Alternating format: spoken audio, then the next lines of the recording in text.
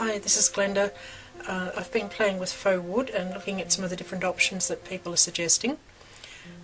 This is obviously not one they suggest, but it's worth pointing out the obvious. $2.50 packet of 10 sheets of printed different wood patterns. You know, you don't always have to create from scratch. There's also scrapbook papers. If you go to hobby shops, you can get really thin sheets of balsa wood that are designed for model making. I believe you can also get a wood paper that's a very thin veneer stuck to cardboard. I haven't seen it for sale here in Australia, but that's, you know, one simple way to get faux wood. So the next way I've been looking at is embossing folder, and although you do get interesting effects with it, I don't think in person it looks like wood. It's a nice illusion for a card, and as long as that's what you're going for, then you know that is an option, and you've got the texture. The next common way would be a rubber stamp, and again it can be an interesting look, but I don't think it overly looks like wood. You've got the illusion of wood, and somebody taking a card will say, yeah, that's supposed to be a wood background. With these ones I used distress ink, and I actually sprayed them to mute it down, and that was yesterday, and now it's dried. I think maybe I shouldn't have done that. But again, and all of these effects, it's going to depend on the colour cardstock you start with and the inks you use. You can get all sorts of different looks. Like that was white cardstock, and that was a craft cardstock. This one I must have coloured with ink first and then stamped with a darker ink. So, you know, lots of options to play with. Now the next one that I think is one of the most successful is to use a stamp pad or a couple of stamp pads, and so we'll start demoing from that point. So it's simply a case of taking, I was going to say a lighter colour, but that's just the way I've been doing it. I mean, the different colours you use are going to give you all sorts of different looking woods, and woods come in, you know, numerous colours, and then there's stained wood, but you're just going in one direction with a lighter colour, then you come back with a darker colour,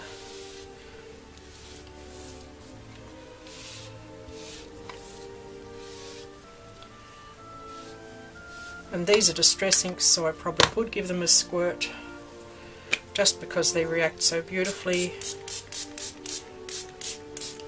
And you've got your faux wood, and for the number of things I've tried, I think this is probably one of the best because it gives a great result, and it's really quick and easy, and not overly messy.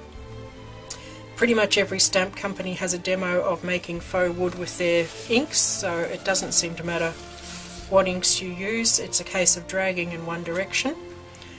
Then the variations would be to emboss lines on it to make the illusion of wood planks, and there's various ways you can do that.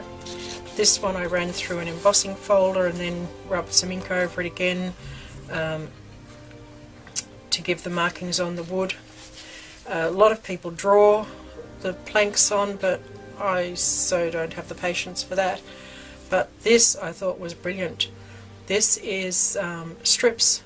Make your sheet of faux wood, cut it in 1/2 inch strips, and stick them down, you know, cut the ends off and then stick the ends on to give you the planks, and then just draw on your little nails, and that is definitely one of my favourites. To me that really looks like a piece of wood.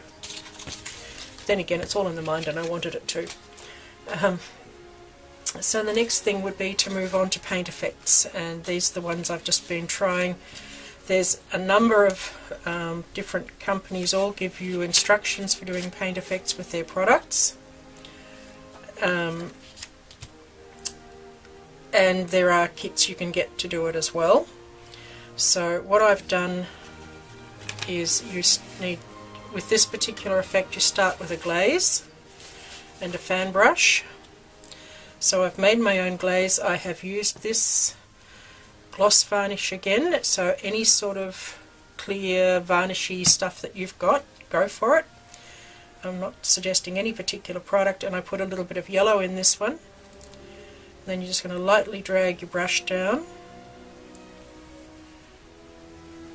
And you can go back the other way as long as it's all in the same general direction, don't go across.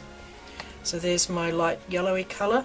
This one is just a browny colour, and I actually made it up using a mica powder in the same varnish, so it has a bit of a sparkle to it, which is not very wood-like, but if you happen to be making a wood for fairies or something. But in this particular case the sparkle doesn't particularly show anyway. So again, just a very light coat, and this is the resist glaze that we'll be using for the effect. And we want to dry that.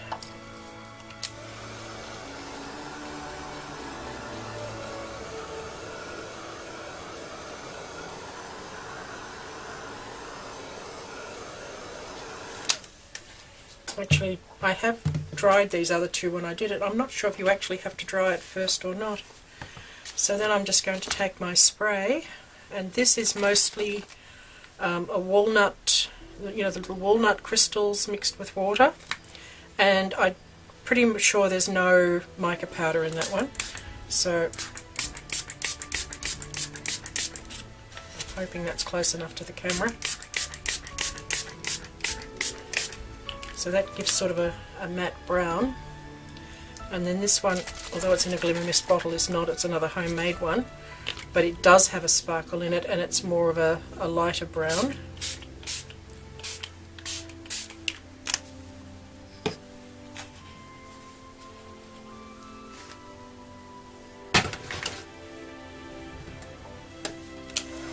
Dry that off.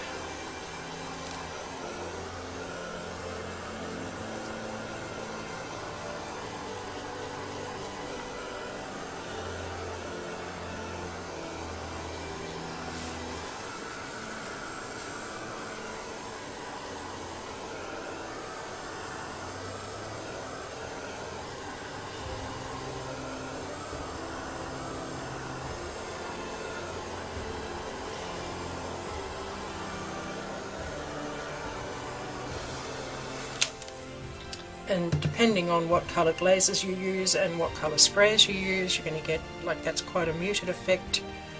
I mean, these turned out all differently. What I did do on these other two, after I'd done this step, and it's dry, this one's not really dry enough yet, was take another ink again and just swipe it over it again, and that's what gave me these darker brown spots here. So, you know, I use basically the same technique and the same sprays and glazes, and look how different the three of them look. This, like all of these effects, you're unlikely to get exactly the same effect twice. So I'd suggest, if you want matching bits, do a big sheet all at once. So the last one I've got, she says dropping everything, is using a rocker. And you get those at the hardware store in the decorating section, and I actually got this one to do my kitchen cupboards in my previous house, and it did a fabulous job. I had it sort of a lime coloured wash, or it was a really pale green wash, and then I used this with a really diluted white paint over it, and I got a real whitewash wood look, and it is better on a large area. So I would love to get a mini version of this for crafting, so if any craft companies are listening. But all of these were done with the rocker. I got completely different effects on them, just depending on what I was playing around with and what paints I was trying. So, you know, the whole thing with this is you need to play, you need to find what works for you. But to do this, all you need is your piece of paper. This is a gel paint, so it's kind of slippery, I guess you'd call it. So you just, there was another video out there somebody had put, and they mixed some sort of medium with paint. And if you look up faux wood on YouTube, I'm sure it'll come up.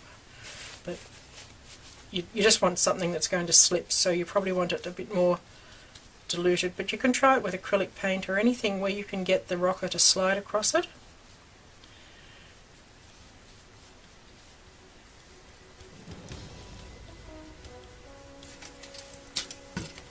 So then you just pull it down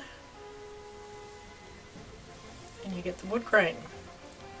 And if you rock it in the middle, you end up with a knot, and that's where the rocker part comes from.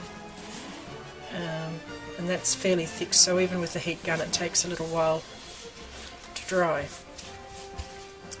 Now that was the messiest of the techniques, so I left it to last.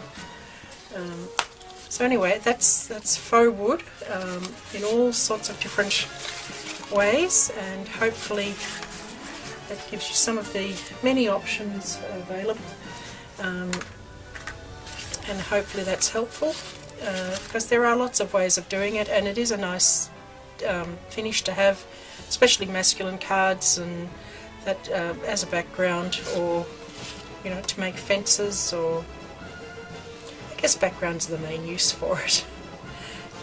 So thank you for watching.